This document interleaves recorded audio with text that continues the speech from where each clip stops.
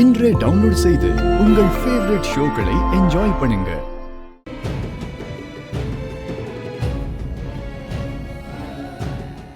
ஏய் மயிலு, என்னடா ஏன் இப்படி படபடப்பா இருக்க? என்ன ஆச்சு? தாத்தா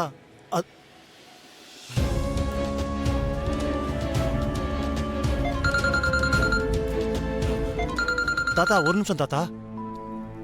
அண்ணே, நான் சொல்றத பொறுமையா கேளுங்க.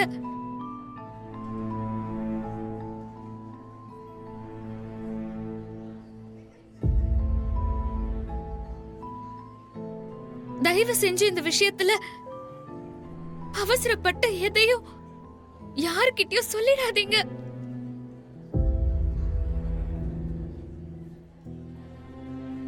அப்படி நீங்க சொல்லிட்டீங்கன்னா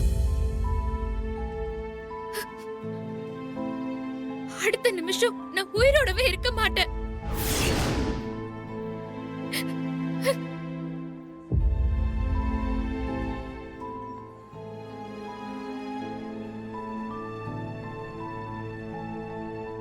ஏதோ சொல்ல வந்த, அதுக்குள்ள உனக்கு ஏதோ போன் வந்துருச்சு, அப்படியே நிறுத்திட்ட.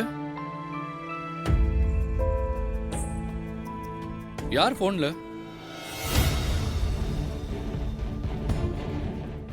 நீ ஏதோ சொல்றதுக்கு தயங்குற மாதிரி இருக்கு. அண்ணன், நான் சொல்றத கேளுங்க அண்ணன். தயவு செஞ்சு அவங்க கிட்ட எதையும் சொல்லிடாதீங்க அண்ணன்.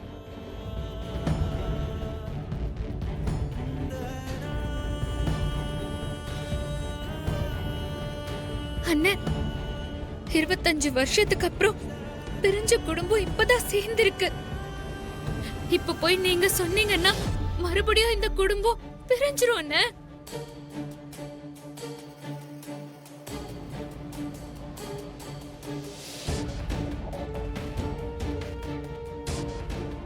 அண்ணன், அவசரப்படாதீங்க அண்ணன். தயவு செஞ்சு சொல்றத கேளுங்க அண்ணன்.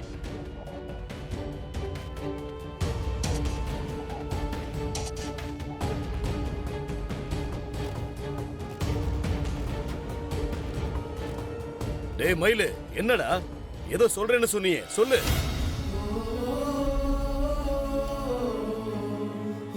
டேய், என்ன தாண்டா ஆச்சு? ஏன் ஒரு மாதிரியா நிக்கிற? அப்படி யார் தாண்டா உன் கூட போன்ல பேசினா? அவர் என் கழுத்துல கட்டின இந்த தாலி மட்டும் எனக்கு போதும்னா. மகா, உன்ன மாதிரி வேற ஒரு பொண்ணால யோசிக்க முடியுமான்னு கூட எனக்கு தெரியலமா. நீ நினைச்சா இந்த நிமிஷமே திருவ உனக்கு சொந்தமாக்கிக்க முடியும். ஆனா நீ உன் வாழ்க்கையவே அவங்க 2 பேர் காதலுக்காக நீ தியாகம் பண்ணிட்டு உன் வழிய பார்த்து போக போறன்னு சொல்றியே மகா. திரு அன்னைக்கு தனக்கு நடந்த கல்யாணத்தை பத்தி சொன்னப்ப திரு வாழ்க்கையில அந்த பொண்ணு வந்துடவே கூடாதுன்னு நினைச்ச மகா.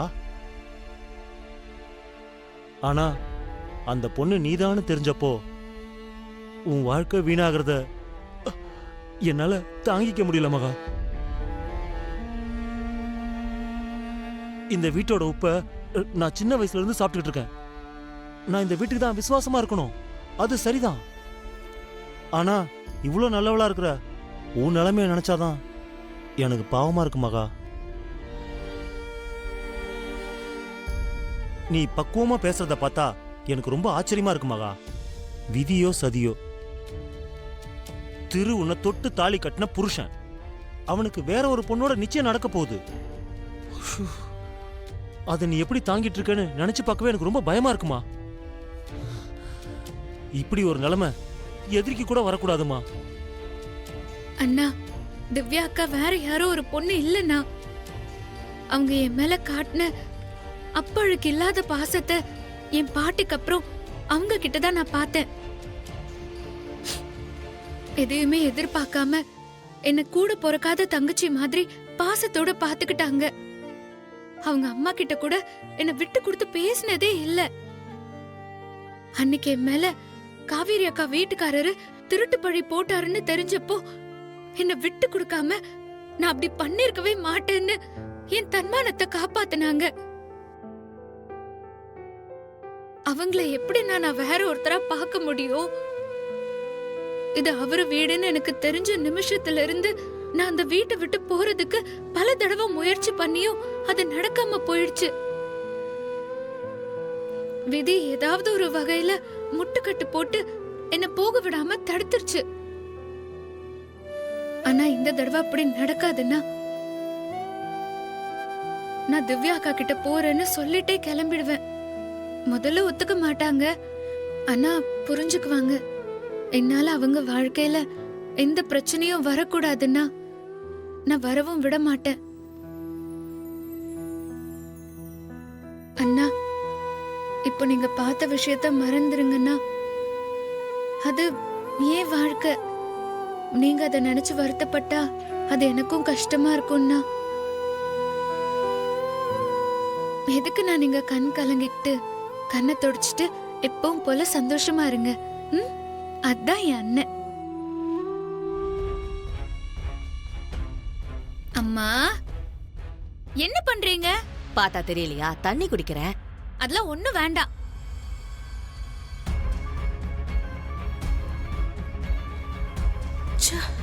ஒவ்வொரு தடவையும் ஏதாவது ஒண்ணு பண்ணி தடுத்துறாளே, இவளை என்னதான் பண்றது? பாட்டில்ல வர தண்ணி எல்லாம் நல்ல தண்ணி இல்ல தெரியுமா?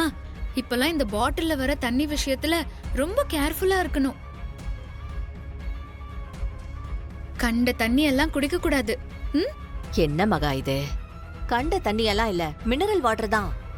எதுவா வேணா இருக்கட்டும்மா, உங்களுக்கு இது வேணாம். உங்களுக்கு நான் தனியா பிளாஸ்க்ல சீரக தண்ணி கொண்டு வந்திருக்கேன், அதை குடிங்க. அதான் உங்களுக்கு நல்லது. இருங்க, நான் எடுத்துட்டு வரேன்.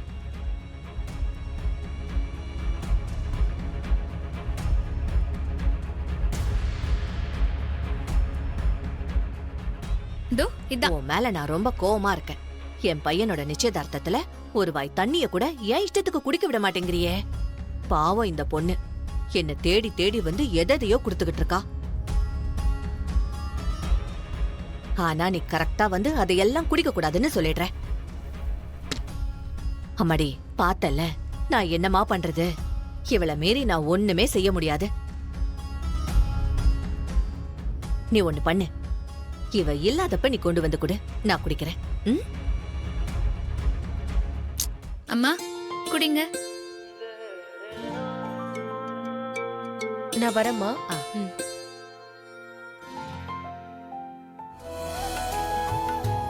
சித்தி, எப்படி இருக்கு? நல்லா இருக்கு திவ்யா.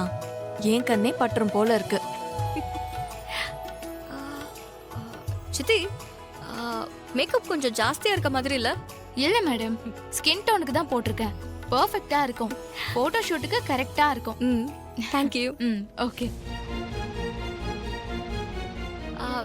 ஆமா சித்தி, மகா எங்க ஆளே காணோம். மண்டபத்துக்குள்ள தான் இருப்பா திவ்யா. என் கூடவே இருக்கணும்னு நான் அவகிட்ட சொன்னேன், ஆனா ஆளே காணோம் பாருங்களேன்.